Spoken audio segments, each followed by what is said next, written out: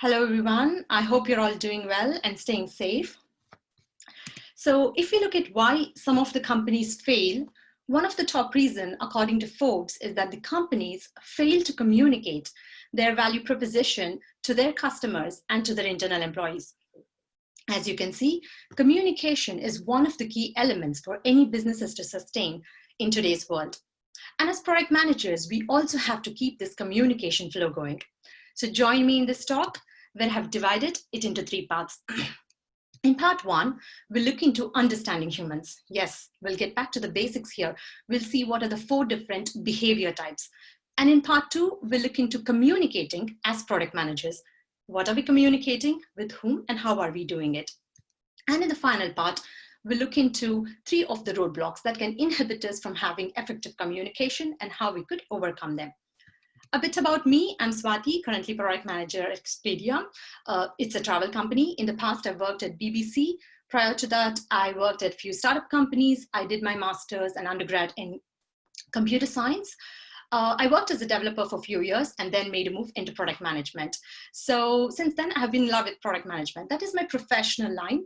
In the parallel world, I'm very keen, enthusiastic in learning about human psychology, especially when it comes to human behaviors and about emotions. So let's start. Usually, I start with a very simple question. Since it's a webinar, feel free to write in comments. What comes to your mind when you hear the word human? For me, when I hear the word human, the first thing that comes to my mind is that we are intelligent, rational creatures.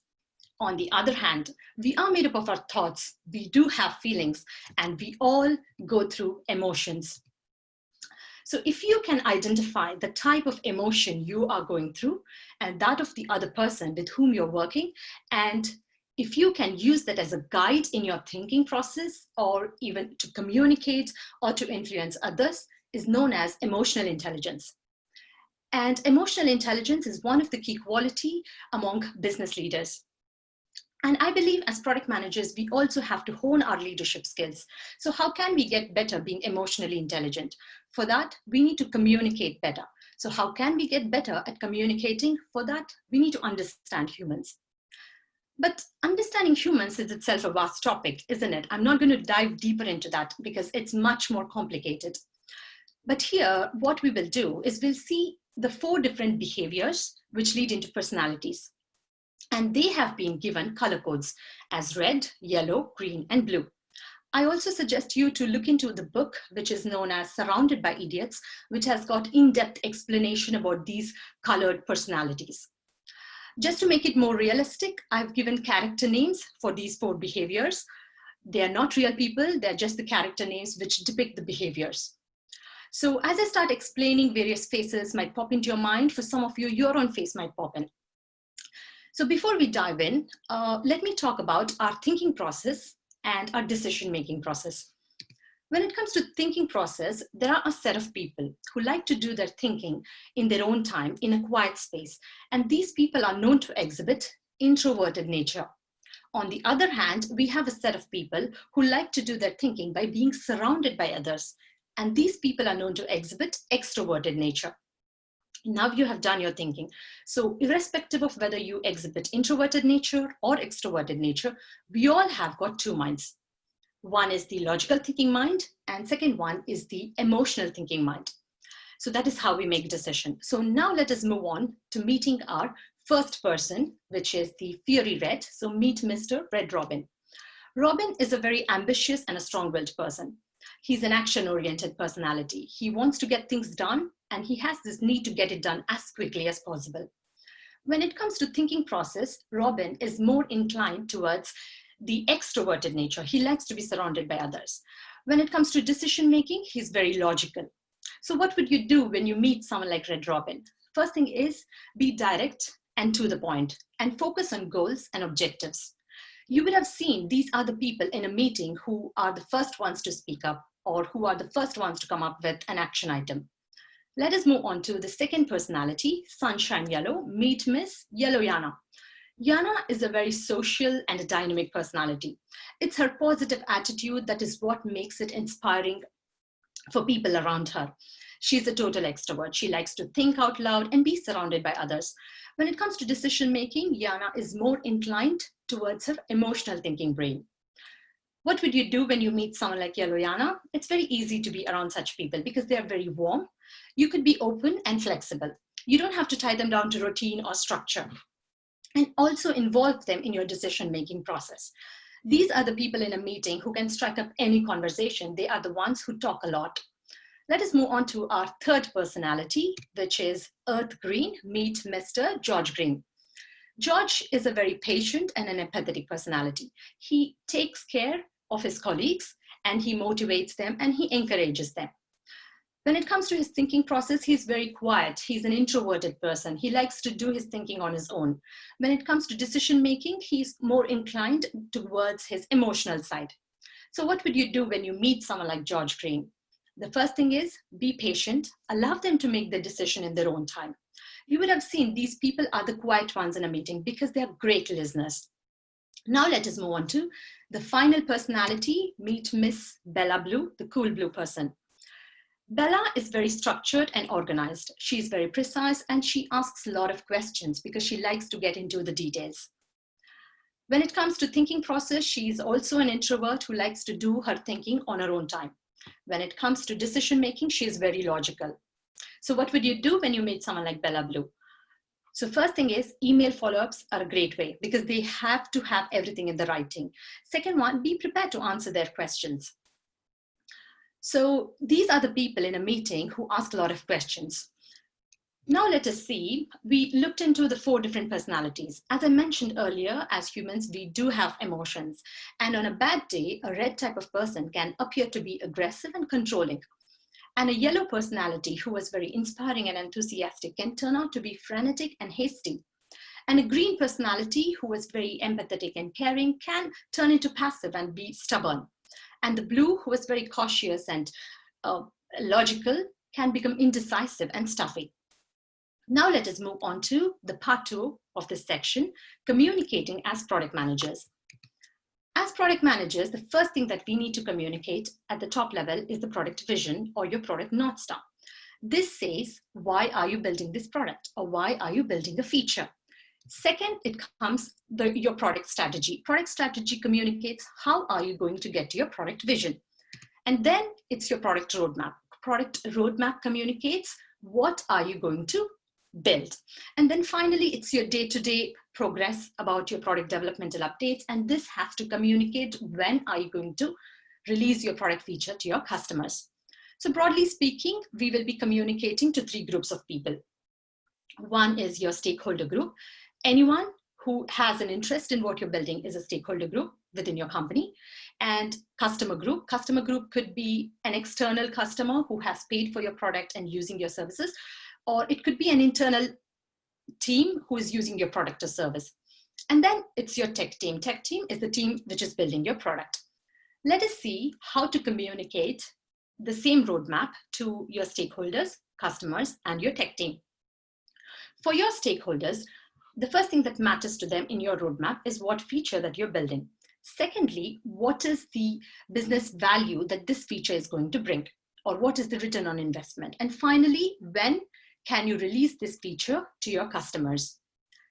For your customers, the only thing that matters in your roadmap is what problem that the feature that you mentioned in your roadmap is going to solve for them. And then finally, for your tech team, the first thing matters to them is the priority order. And secondly, they also need to understand if you have thought through the use case and if you have looked into the epics and user stories. How are we going to communicate this? Broadly speaking, we either communicate verbally or in a written format. When it comes to verbal communication, it could be whether you're speaking in a meeting or you could be giving a formal presentation. So when you're giving a formal presentation, focus on the non-verbal cues such as your body language or your facial expression, and then your tone of voice. And finally, it's your spoken words. In your written communication, again, there are 2 groups. Either you're communicating one-to-one or you're communicating to a group of people. If you're communicating one-to-one, it could be an email conversation, or it could be your Slack or any messenger chat. Here we'll see the email conversation. So one thing I would like to highlight here is we all receive hundreds of emails every day, and responding back to everything could be overwhelming. But if someone has addressed you directly, and being responsive is also one of the good way to be communicative. Here, let us take an example. Imagine the Red Robin personality joins your company, and he wants to meet you and he wants to talk to you about a feature. This is a sample example. So in this case, he's very direct, as you can see. A simple reply, okay, would be a good way of communication. In contrast, let us see a blue type of person joins your company and she wants to talk to you. Here, as you can see, they've asked you to read through the documents. They have taken an extra step to attach all those documents. So in this case, it's good if you look through the documents and reply back to them. It is also one way of communicating. Now let us see communicating to a group of people. It could be either you're sending a group email, or you could be sending a newsletter, or you could be writing a blog, or you could be putting it in a document. Here we'll see documentation, because documentation is really important as product managers, that we document what is happening within our product. So I usually follow this type of format where there is, at the top level, at the yearly structure, there is the product vision. It communicates what is the product North Star, what is the objectives, key results, and what are the goals for that year. And then comes the quarterly. So in quarters, for each quarter, I have got the roadmap. And then finally, I divide them into weekly format for each of those quarters. And this weekly format contains the highlights of that week. It contains what did we achieve in that week, if we made any priorities change, or if we made any decisions, any new thing that happened in that week. All that information will be available within that weekly format. You can see here, imagine a red type of person or a yellow kind of person who looks at a high level and they just want to get a quick glimpse of it. They can come to the yearly format and they'll get all the information. In contrast, you can see a blue type of person who is very detail oriented. For them, a weekly format would be much more efficient. So now let us move on to a third part where we look into 3 of the roadblocks that can inhibit us from having effective communication, and we'll see how we can overcome them. There could be many, but here I've picked up 3 of them. Knowledge gap, second one ambiguity, and third one language barrier. Knowledge gap can occur because we all, as product managers, come from various different backgrounds. Some of you might come from technical background, but might be working on a finance product, or you might be coming from marketing background, or you might be working on a technical product. So knowledge gaps are quite common. So how can we overcome them? For that, I usually see as product manager what is more important. We need to be in a position to take decisions. We need to be in a position to do priorities and unblock the team to deliver the right customer functionality. So for that, if we can come to these 3 points, like what is the customer value, what is the business impact, what is the technical feasibility, we could overcome these knowledge gaps. Second one is the ambiguity. Ambiguity occurs even though when we are communicating, there could be interpretation differences. In such cases, ambiguity occurs. And what can we do to reduce this ambiguous nature? We can think of how a blue personality would approach this. They ask a lot of questions. They get into that detail. So asking a lot of questions, getting into the details can help us in one way to reduce ambiguity. And of course, one-to-one conversations are always helpful. And finally, it is the language barrier. If you're working in a global company, you would be working with various different people whose first language might not be English. So if you are someone who is having a language barrier, because as product managers, it's very important that we communicate either verbally or in the written format. For this, I would say focus on simple punctuations. There is also a very good book, which is known as Have You Eaten Grandma? I would recommend you to pick that up. And also you can keep a job journal, which not only helps you to understand your career journey, but also helps you in improving the language over time. And finally, if you're on the other side who is interacting with someone who has a language barrier, you can think of how a green personality would approach this, to be more empathetic and be patient with them. So I would like to summarize saying that we looked into 4 different personalities, and then we looked into, as product managers, what are we communicating, with whom, and how are we communicating? And finally, we looked into 3 of the roadblocks and saw some tips on how we could overcome them. With this, I would like to conclude saying what Ken Norton from Google Venture Partners says, that basically product management is a glue which is holding all those different teams and different people together and keeping that communication flow going. So without this glue, a product will not be successful. So I wish you all the best in your product management journey, and keep communicating. It is okay to over communicate than not to communicate.